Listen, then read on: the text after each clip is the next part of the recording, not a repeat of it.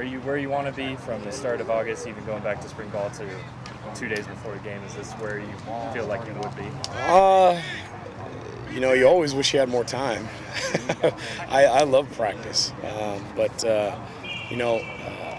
we're excited for the opportunity, and I think the guys are chomping at the bit to just stop hitting each other and go play somebody else.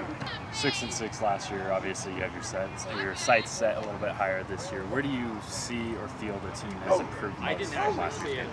I think just cohesively and experience-wise. I mean, we've got most of our team back, a ton of experienced players.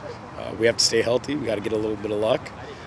We feel special teams-wise, especially at the specialist position, that we've vastly improved and their confidence level and their ability to execute. And I think a lot of that comes from the support their teammates gave them after a pretty rough year last year. And so it's been very cool to watch. So many close losses last year. Easily could have been 9 wins versus 6 wins. And talking to some of the guys, the main word that came up was finish. And that's what they learned from last year in spring and going into fall this year was the word was finish. How do you preach and practice finishing games better? The biggest thing we've tried to do is really just work on mindset. Is how finishing isn't really about doing anything different than mentally how you're approaching the end of a game. I'm not looking for somebody else to make the play, but you think I have to make the play. Visualizing making them, making sure you create a habit and practice of doing the right things. Understanding situations where offense or defense is trying to hit you and take advantage of situations, and then making plays at critical moments. And so those are the things we've been really harping on, practicing, and reiterating with them. On offense, you have your starting quarterback back in Kieran, and you have Paris Penn. What do you expect out of that position this year?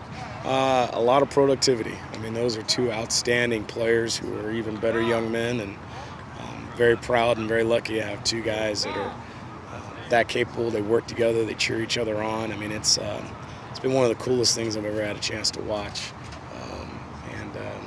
And they really are examples to our team of being selfless and team first. You plan on playing both of them a little bit this year? You have one clear starter? Is it 1A, or how? Well, I would say it's probably 1A, 1B, but I think Kieran's going to start, and Paris is going to be a guy who will be sure to get into games because his skill set is such that if he's standing on the sideline too long, I'd fire myself probably. So. Behind them at running back, you replaced DJ this year. Who do you have filling in for DJ? Well, it's funny, when DJ got here, it was really going to be running back by committee because we knew that with the way we run the ball, as physical as we are, it's hard for one guy to stay healthy all the way through. And DJ really just broke out probably after the first quarter of the season. So this year our plan is to do the same thing, kind of be by committee.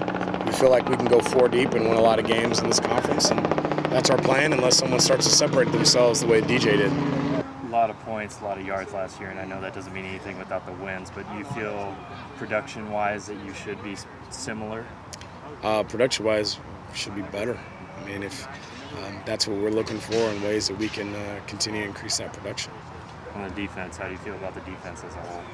We're improved. We've got to make sure that, we had moments last year where we played unbelievably. We played Southern Utah very well. We played North Dakota, held them to 10 points. UC Davis, who won 5 games in our conference, held them, I believe, to 10 points. It's just one of those things of you build your reputation on being consistent. And we just had a few little moments of inconsistency. And so that's what we've been preaching defensively is if you want people to respect you, you have to do it week in and week out, practice in, practice out. Obviously, you want to win more games than last year. You want to make the playoffs. You want to win the conference. But do you set expectations for this team? No, the best part is the team sets the expectations for the team. That's the beauty of, at this point, every guy on our roster has been recruited by our staff and indoctrinated on our core values and what we're about. And now it's they've taken the reins and they're very clear about what they want to accomplish this year. I noticed the coaches are wearing shirts. We all we got is what it said. What's kind of the message, the mindset behind that? Well, I mean, I'm sure there's all kinds of meetings, but the biggest thing is when it comes down to it, it's the guys that are on the field and the guys in the coach's office that are going to be in charge of our own destinies.